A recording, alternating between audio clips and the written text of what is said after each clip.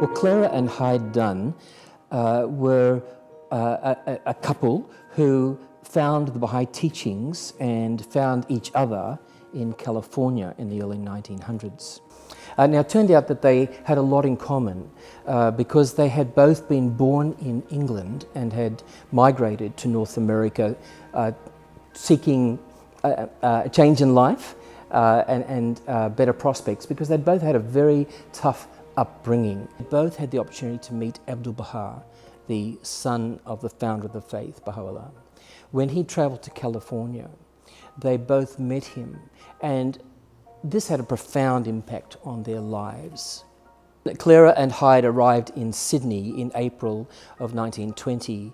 They did not know what their future would be. They didn't know the circumstances in which they were arriving.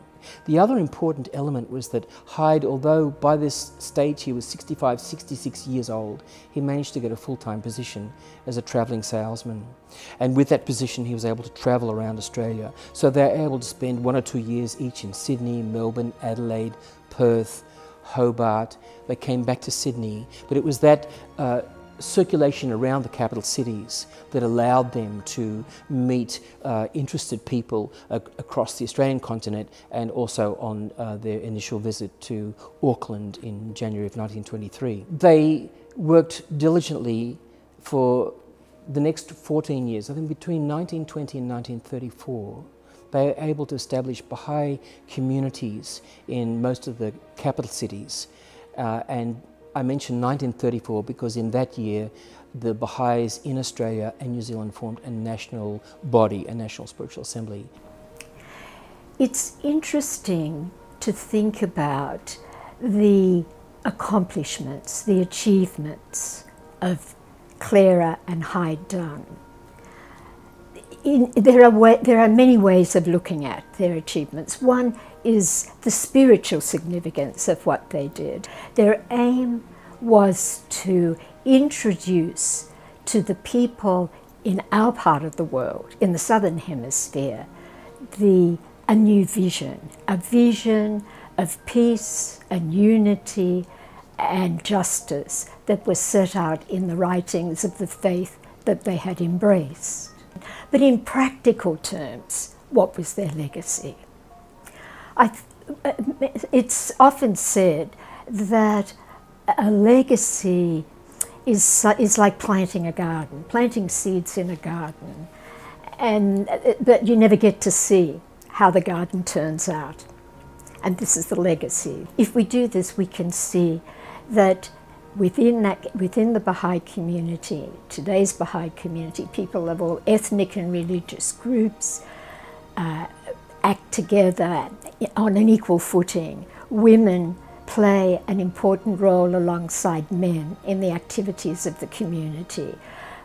Indigenous Australians are welcomed and celebrated, and the capacities of people who come here as a result of persecution and fleeing from oppression are valued and utilised.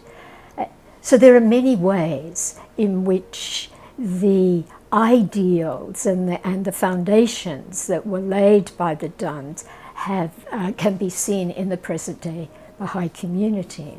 I think it's important to consider that these values and ideals that they promoted, as well as the kinds of activities in which they engaged, have a significance that I think is far beyond the Australian Baha'i community. I think in recent years, the Baha'i community has also been making important contributions to the discourses important in Australian society, like social cohesion, the inclusion of women, the role of the media, the role of youth, and also the important part that religion may play in the development of society.